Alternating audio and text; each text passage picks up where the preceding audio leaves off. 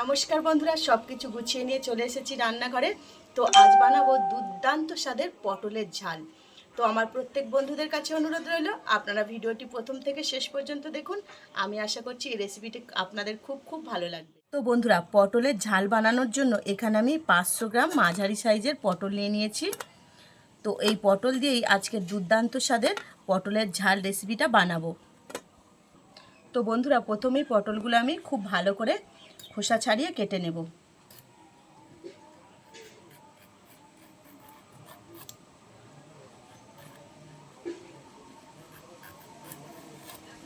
তো বন্ধুরা, এইভাবে কিন্তু সব কটা পটল আমি কেটে নেব, একদম ছালগুলো ছাড়িয়ে নেব, আর এইভাবে একটুখানি মুখটা চেলা করে দেব।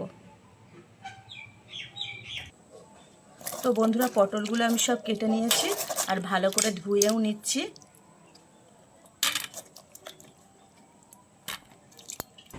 তো বন্ধুরা, উনুন জ্বেলে দিয়েছি, বসিয়ে দিচ্ছি কড়া।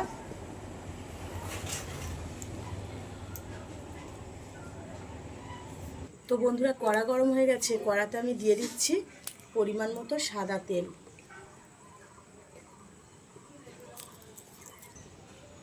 তো বন্ধুরা, তেল গরম হয়ে গেছে, তেলের মধ্যে কেটে রাখা পটলগুলো দিয়ে দিচ্ছি। খুব ভালো করে পটলগুলো ভেজে নেব।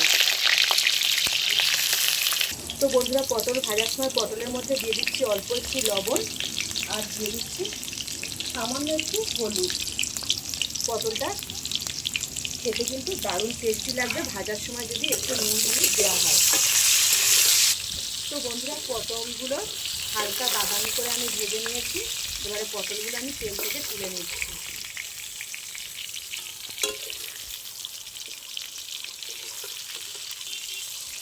তো বন্ধুরা, ওই একই তেলের মধ্যে দিয়ে দিচ্ছি কিছুটা গোটা জিরে, দিয়ে দিচ্ছি একটা তেজপাতা। জিরেটা খুব সুন্দর ভাজা হয়ে গেছে, সেন্টটাও খুব সুন্দর বেরোচ্ছে। তো এই পর্যায়ে দিয়ে দিচ্ছি আমি পেঁয়াজ কুচি। 3-4টে মাঝারি সাইজের পেঁয়াজ আমি কুচে রেখেছিলাম, তো সেই পেঁয়াজ কুচিটাই দিয়ে দিচ্ছি।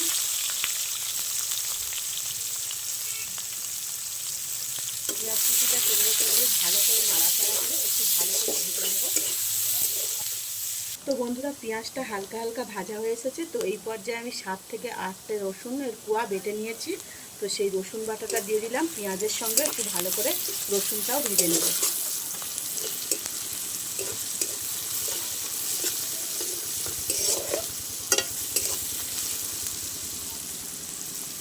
তো বন্ধুরা, পেঁয়াজ রসুনটা আমি খুব ভালো করে ভেজে নিয়েছি। তো এই পর্যায়ে একটা মাঝারি সাইজের টমেটো আমি কুচি করে রেখেছিলাম, সেই টমেটোটা দিয়ে দিলাম।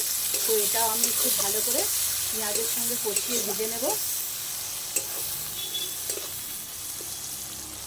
তো বন্ধুরা, টমেটোটাও কিন্তু পেঁয়াজের সঙ্গে আমি ভেজে নিয়েছি। তো এই পর্যায়ে দিয়ে দিচ্ছি 1/2 চামচের একটু কম কাশ্মীরি লঙ্কার গুঁড়ো।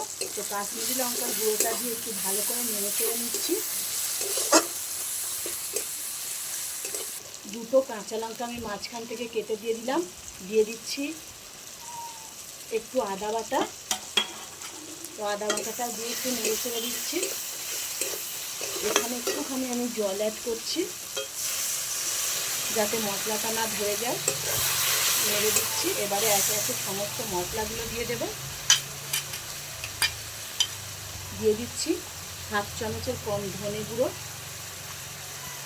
1/2 চামচের একটু কম জিরে গুঁড়ো, দিয়ে দিচ্ছি ঝাল লঙ্কার গুঁড়ো। ঝালটা আপনারা পরিমাণ বুঝেই দেবেন। আর দিয়ে দিচ্ছি পরিমাণ মতো হলুদ গুঁড়ো।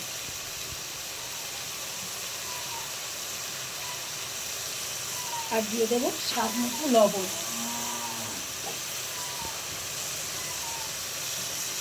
সমস্ত মশলাগুলোকে খুব ভালোভাবে নেড়ে চেড়ে কষিয়ে নেব।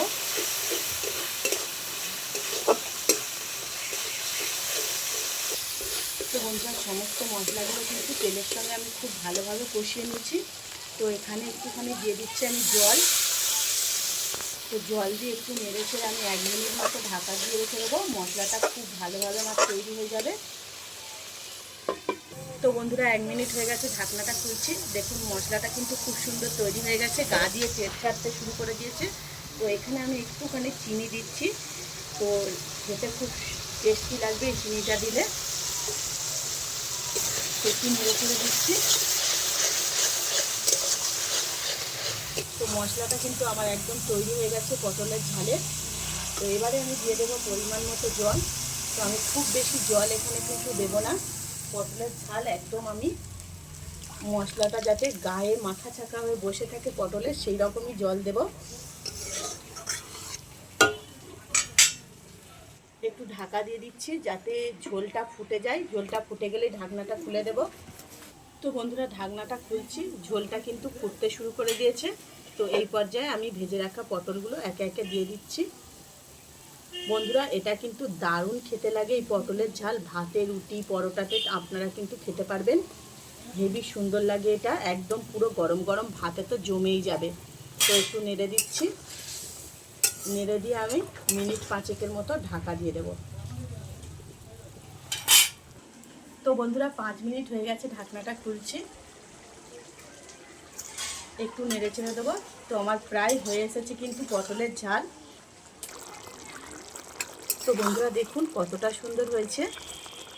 তো আর একটুখানি কিন্তু আমি এটাকে ফুটিয়ে নেব, কারণ একটু ঝোল রয়েছে, ঝোলটা আর একটু মেরে নেব। তো আপনারা যদি এরকম ঝোল খেতে পছন্দ করেন তো এই অবস্থাতেই কিন্তু নামিয়ে নিতে পারেন, খেতে কিন্তু দারুণ লাগবে। তো বন্ধুরা ঢাকনাটা খুলছি, 1 মিনিট ঢাকা চাপা দিয়ে রেখেছিলাম। দেখুন কতটা সুন্দর তৈরি হয়ে গেছে আমার পটলের ঝাল, আর ওপর থেকে তেল ছাড়তেও শুরু করে দিয়েছে। তো এই পর্যায়ে দিয়ে দিচ্ছি আমি গরম মশলার গুঁড়ো। গরম মশলার গুঁড়োটা দিয়ে একটু নেড়ে চেড়ে নিচ্ছি।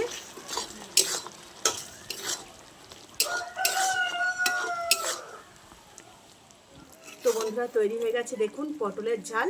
তো খুব সহজেই কিন্তু এটা বাড়িতে বানাতে পারবেন, আর দেখতে যতটা সুন্দর খেতেও কিন্তু ঠিক ততটাই সুন্দর লাগবে এটা।